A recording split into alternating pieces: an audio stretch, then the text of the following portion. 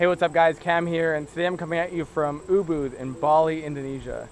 Quickly, make sure you guys go on GameClears.com and sign up for the email list, which is where I share a lot of different exclusive content only available through email, so definitely check that out. Today's question is about what you should do during your summer break instead of gaming. And I absolutely love this question. I've been seeing it a lot lately, and I think the reason is because school semester is out, you're kind of coming to this point where you're realizing you might not want to spend your entire summer just gaming like you normally have.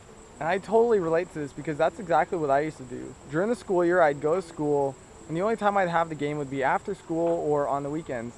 But I'd always be really excited for summer because now I had all day to game, and not just all day like I did on the weekends, but all day every day for months. And I felt totally justified to game all day long because I had just finished my school year. So all year I had been told I had to go to school and fulfill my obligations. And so now that I had done that, now I had full control over my summer to do whatever I wanted. I had gone to school and fulfilled my obligations. I had done what everyone had told me to do. So now I felt like I had a lot of ownership over my time to do whatever I wanted during the summer because that was my time. And I actually think this is a really important point because this really speaks to why we end up justifying not only gaming the entire summer, but gaming in general. And it has to do with the difference between the way we see our obligations and the way we see our free time. Because we have certain obligations, and those obligations we may not really enjoy all that much. We never chose to go to school. We never chose to have to go work a 9-to-5 job. Those are things that we've always just had to do, whether it was because our parents told us to go to school or because we had to pay the bills. And so what happens is when we start to see our life through the lens of obligations and our free time, we tend to kind of feel trapped during our obligations. And so what happens is, yes, we'll do those, but we're kind of doing them with resentment. So then when we do have free time, we feel all this freedom and power to do exactly what we want with it. So the mentality is kind of like, look, I just went to school all day, so fuck off and let me go and game all night long. And so what happens is this actually ends up translating into spending your entire summer gaming. And you end up justifying it because of this different perspective you have between obligations and free time. So if you don't want to spend your whole summer gaming, you need to actually have a mindset shift. And the mindset shift you need to have is you need to start recognizing the value of your time.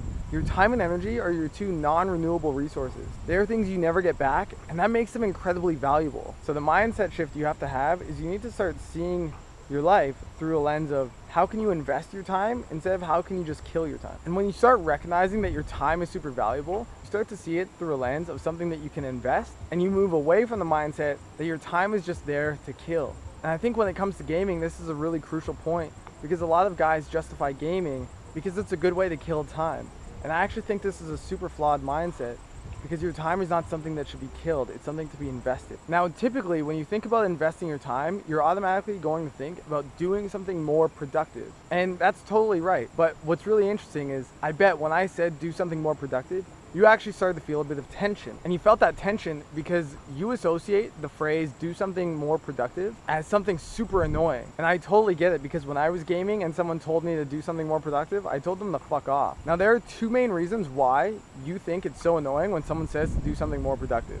And the first is because you associate it with something that you've heard a lot from your parents or people around you. And they're so annoying about it, it actually really just annoys you and develops this negative association. Now, part of the reason why that happens is because when your parents or your friends are telling you to do something more productive, it's coming from a place of shame and guilt. So it's actually coming from a place of they think you're stupid for playing all these games, even though it's something that you love. And because of that, it actually makes you feel really bad about yourself. And what's ironic is that gaming is something you use as an escape. So when they make you feel bad, it actually only makes you want to play more. And you develop a negative association or a stigma to the phrase do something more productive, even though the advice is actually pretty good. Now, the other reason why this phrase can be so annoying is because even if you did want to do something more productive, you actually probably don't even know what you would do. And because of that, you just go to what you know, which is you game, especially because it's actually something that you're really good at. Okay, so here's the truth. Up until now, you've been living a life that's been designed for you.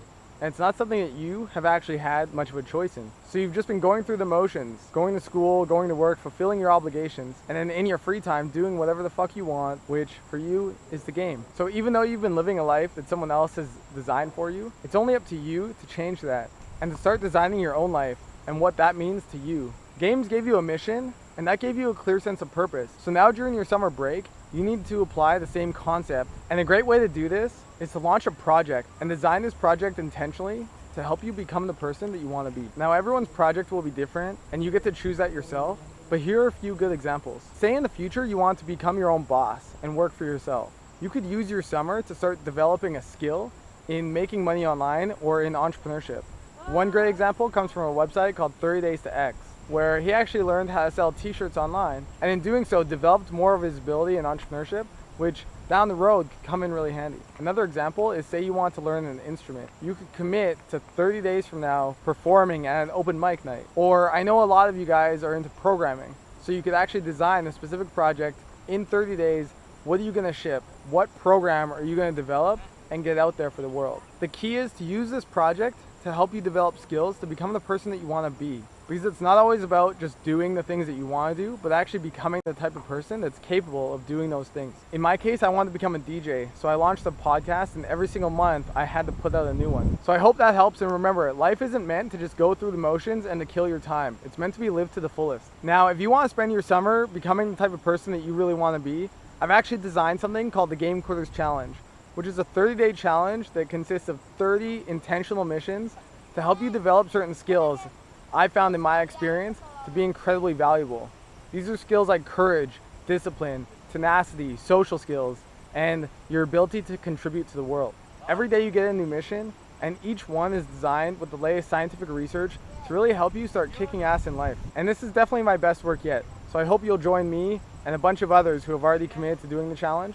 And if you want to take it, the link is below. Also, over the last couple of years, I've been asked countless times to launch a forum for our community to interact, and I finally have. So you can check that link below, and I'd love for you to sign up and introduce yourself and start interacting with our community, because we're only really as strong as our community comes together. If you're watching this video, you're not alone. I've got your back, and so is the rest of the community. So definitely join us, because we'd love to have you. And if you're ready to quit playing video games right now and you're not really sure what to do, check out my guide called Respawn. The link is below. Respawn has the 5 steps you need to take right now to quit playing video games and to get your life back on track. So right now, if you're on your summer break or it's coming up and you're still playing video games, you should definitely grab a copy of Respawn, and I'd love to have you in the Game Quitters Challenge. Talk to you guys soon. I hope you guys have a great week.